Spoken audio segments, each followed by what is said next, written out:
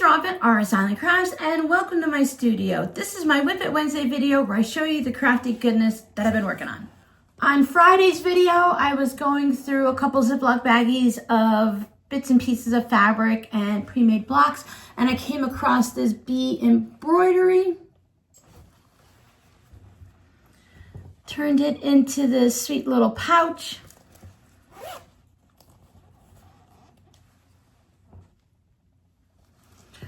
I like the little flowers on the bottom of the bag. It felt really good to use up a block that I'd made and it had just been sitting there. A lot of times when I make these small little quick embroideries, that's my plan, is to turn them into a zipper pouch or add them to a bag or something. So I was really happy to be able to use that up. I also showed you a stack of 9 patches and I said I was going to turn them into coasters, and I did. Now everything I'm going to show you today you can find in my Etsy shop. I spent Sunday getting them all listed and ready for you. I thought this was a nice little set of 4 coasters. When I list my coasters, I've been listing all of them now individually so you can pick and choose. Now for a listing like this, I just have it set up to let me choose which one to send to you because it's the same fabrics, they're just in different positions. I'm going to guess that they were probably jelly roll scraps or from a jelly roll or even mini charms. Someone had shared these 9 patch blocks with me, and with those there was also some 2.5-inch strips of this fabric. I think I remember this fabric also, so that's how I know it was probably from a jelly roll. I had so much fun hanging out with everyone on Saturday's live stream where we worked on the front pieces of these, I call them sheepy zipper pouches because there's a bunch of sheepies on it, of course. There was a panel in there and this was like the top portion of the panel, so I used that for the back of all of the pouches. You can see the cross hatch quilting in it. Sometimes you need a little bit of a warm-up practice just to figure out how to use all of the bits. So we have this scrappy one here. Everyone has the same lining fabric. This is a Lori Holt fabric, I believe. This one was very popular. A lot of people liked this version. I'm gonna guess that there was a line of fabric and these were just some of the colorways that were in there. So you have all of the sheep. I used a fat quarter for this piece on the bottom just to help finish it out. I think it worked really well. Of course, everyone has the same on the back. And then this one was really popular. I like this one, I think, the best. This one's really cute and with the bottom on it and everything, but I like this one because it's like the sheep are in the background and then you also have the sheep grazing there on the bottom. I think they all turned out really well. I still have some more of the larger bits to figure out what to make with that. That'll give me another day of just fun sewing. There was a little bit of leftover scraps from all of these, from the pink and the blue, and then that green on the bottom and the light green there. So I decided to go ahead and make a fabric postcard, of course. I love the way this turned out. It's so cute. I decided to stick with just the green background so that they were grazing in the grass. I have the diagonal stitching. You could see all of the different layers of fabric. Remember when I make fabric postcards, this one happens to have fusible fleece on it. I just layer the fabrics over each other in a crisscross overlapping pattern, and then I stitch it down like crazy, making sure I stitch right along those edges so that they don't fray too much. I used a light green quilting thread on the front, and then I use that same one just to do the, I call it a thread binding. When I do that, I just stitch it down. I don't know what else to call it except for stitching it down, but thread binding sounds much more creative. Now this one's not in the shop, but if you'd like to purchase it with one of the bags or on its own, just let me know and I'll pop it in the shop for you. I'm trying to decide exactly how I want to put the fabric postcards in the shop when they're just a specialty one like this, or I can actually just take this and put it in my rainbow scrappy fabric postcards in the green category. When I do the rainbow fabric postcards, I like to keep it mostly one color, but I don't mind having a little bit of white or black, and I think the sheep just make it fun. It can also go under like a novelty fabric postcard category.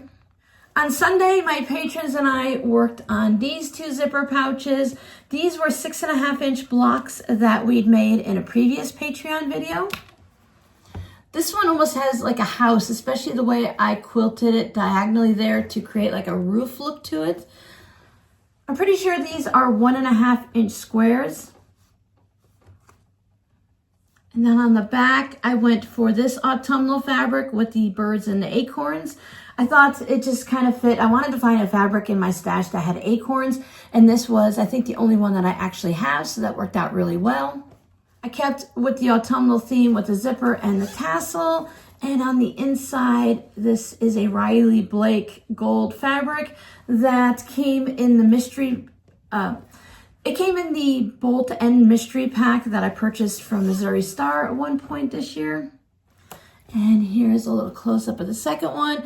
You can see all of the Echo outlining fun straight line stitching.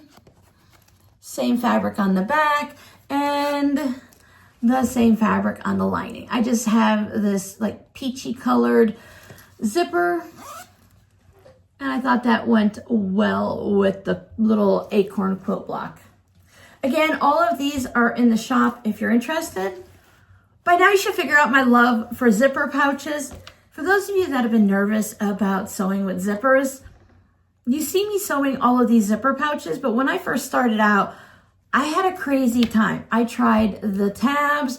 Without the tabs, I would end up with like a hole here, or you could see like I didn't catch all of the seams, and I just had to learn techniques that worked for me and the way I sew so that I can make these zipper pouches. Now this is the Lori Holt cheater cloth. I used the same fabric on both sides. I thought that was be a nice little appropriate thing for these pouches. And then I used a fat quarter to line the inside. So this one is just a regular zipper pouch, and this one is more of a pencil pouch with the same fat quarter on the inside. And there's enough left over to maybe make a coin pouch or something with it, or a key fob. I really like using fat quarters for the linings on pouches like this because it's just one piece of fabric and you can make more than one pouch.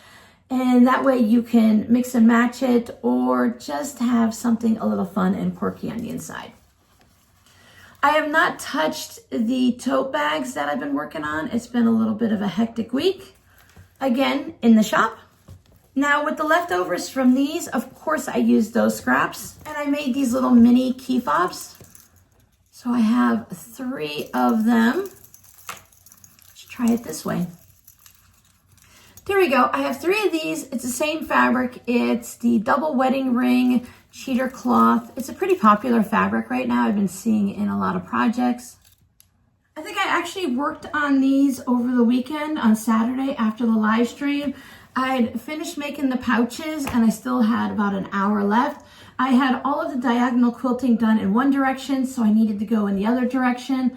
So they're all basically the same. I think I even tried to position the fabric about the same for all of them. So we have a front and a back and a front and a back. So this week I need to choose the lining fabric and get that going. They may have different lining fabrics. I was thinking about using this fabric. I also have it in gold with the same little circles. It's nice to have a light colored lining inside a tote bag, but it's also nice not to have a white lining inside the tote bag. So I'm going to see what I can come up with. And I want to see if I have this fabric for the handles, something similar. I know I have some burgundy fabric, but I think this one tends to be a little bit more orangey. You can see the kind of the hint of the orange in there. And if not, maybe I have something similar to this. Otherwise, I'll just use this fabric for the handles and it'll be fine. I think using this fabric as the handles will be okay. I do try to steer away from white fabric, but it will have some of the patchiness and it'll look something similar to this. So it won't be pure white. And it also has little fabrics on the in-between. Let me see if I can get up closer to show you.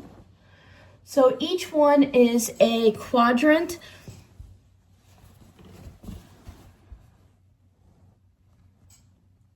So there's 4 different fabrics here where it meets up, and each one has a different background to it. So that's on my list for this week. But before I can do anything creative, I do have to do some meal prep today. If you hung out with me on Saturday or caught the replay, I really appreciate that. I hope you guys enjoyed the video.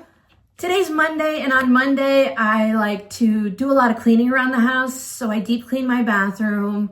I touch it up throughout the week as I go, but on Sunday or Monday, I like to do a big deep clean, the mirror, move everything off the counter and things like that. I also need to sweep and mop the entire house, or, the main areas. I don't go in the kids' rooms or anything like that. And I mentioned in Saturday's live stream that I did a big bulk shopping order, so I have a lot of meal prep I'd like to do. I know I'm not going to get it all done today, but I thought I'd give you a little rundown on what I'm going to be putting in the freezer this month. Just in case you need a little bit inspiration for what you might want to cook. I know I love hearing about what you guys are eating and see if I can adjust it to make it something that I can eat, because I do eat dairy-free due to an allergy. And just some foods, it doesn't sit well on my stomach. I have a very, very tender stomach. So I bought the fixins for taco soup because that's one of the soups that I wanted to have in the freezer this month. I also bought a butternut squash. Now, the butternut squash soup, I find the way I make it doesn't freeze very well. So I don't know if I'm just not making it right.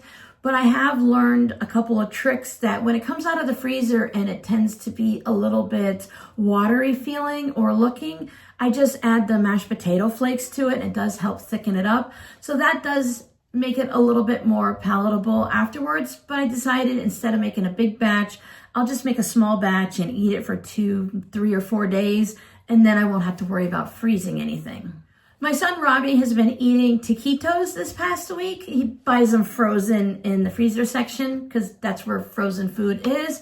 And I thought that looked really good, and I haven't made taquitos in a long time, so I bought the ingredients for that.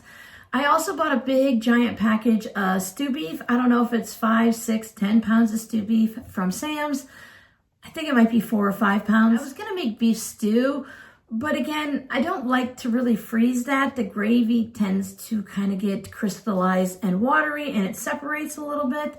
So I thought I would just freeze individual portions of the raw stew beef, and then I can just go ahead and cook it up, and I don't even have to have it like beef stew. I like stew beef with gravy over rice, or just the actual meat. Like you can take, there's a lot of recipes for beef tips and stuff like that, and I just use the stew beef. It's quick and easy. So I need to portion all of that out. I also bought some fresh fruits and veggies that need to be cleaned, and like the cucumbers and everything and the lettuce needs to be prepared for salads. At some point, I would love to make some chia seed pudding. I've had that on my list for a while, and I just haven't done it. And at some point in the near future, I really want to make some muffins. I haven't had muffins in a while, and I love to have just a small mini muffin or 2 mini muffins for an afternoon treat to get me through that 2 p.m. slump where I'm unmotivated, I'm sleepy, and I'm a little bit hungry. I put a link over in the post in the community section here on my YouTube page to let everyone know that I signed up to be a Fat Quarter affiliate member. Now with that, it's just an affiliate link that if you follow my link to the Fat Quarter shop, similar to the Amazon storefront, anything you purchase will earn me a small amount of income to help support me and my small business. I will put it down below in the description box of all of my newer videos. I am working on something to neaten it up a little bit so you don't have to scroll through everything. Like on my Instagram page, if you click in my profile, there is something called a link tree, and it brings up a page, and then it lists everything, and you just choose what you want to click to instead of trying to scroll through everywhere and you have this big mess in the description box. So that's one of the things that I'd like to work on this month. It's that busy time of year. I've been trying to do more in the summertime when it's a little bit slower, but sometimes I don't think of things or opportunities don't arise, like becoming an affiliate member with Fat Quarter Shop. I've been purchasing things from them for many, many years now. I really enjoy purchasing from their shop. They have a nice variety. It's not very, some of the online stores can be very particular on what they list. They only have so many fabrics for sale, but the Fat Quarter Shop has a lot of the charm packs, all the pre-cuts, and that's what I like to get. I don't remember what size yardage you have to purchase, if it's a half a yard or a yard, but they do have a lot of fun fabrics. That's actually where I purchased the Lori Holt cheater cloth. They had it at a really good price. Whenever I'm looking for a fabric, I tend to find it at the Fat Quarter Shop at a very decent price. I also enjoy hanging out with them on their YouTube channel. And of course, I follow them over on Instagram. Now, with their affiliate program, what I like is that if there's something specific that I would purchase, I could create a link just to that item. If I wanted to showcase the Lori Holt fabric and say that I just purchased this and here are all the things that I've made using this fabric, etc., I could send you directly to it so you don't have to remember what it is, write it down, or like scroll through and try to figure it out. So I really like the way they do that. Most places like Amazon and Missouri Star, it's here's a link and there you go.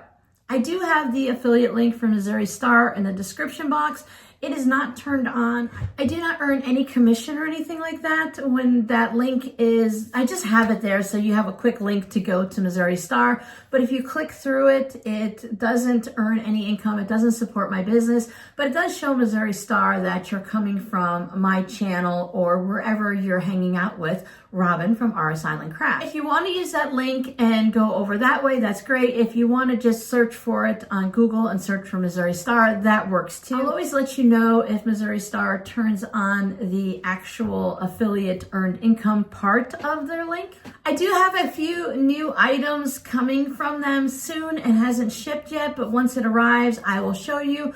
I think they're preparing ahead of time for Black Friday. Black Friday and all of those sales are just around the corner, and when you have a small business, you need to plan those things ahead. I do plan on having a sale in my Etsy shop when Black Friday comes. But if you can't wait, go grab yourself some sheepies, because I think these are just so cute. If you were to go into my shop today and purchase all 3 zipper pouches, I will add in the sheepy fabric postcard as a free gift. Or again, you can just ask for this and purchase this separately and I'll make a listing for you. I'm sure I'm forgetting something, but I think that should be everything. You need a scrappy word.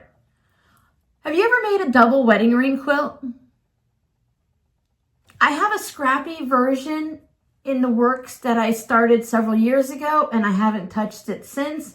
It's very similar to this, but it's just rings, like these oval rings, and then you can interlock them, kind of like the Olympic rings on how they're round and they interlock like that, or magician's rings. That's what I always think of when I see the rings like that. But have you ever made a double wedding ring? I've seen a lot of these cheater type quilts at various online stores. I think even Walmart had them at one point. So if you were to go to the thrift store, or I've seen a lot of people picking these up at garage sales, and while it's a double wedding ring design, it's no different than this cheater quilt where everything is printed and there are no seams. I think it's a great way if you just want that look on your bed to go ahead and get this.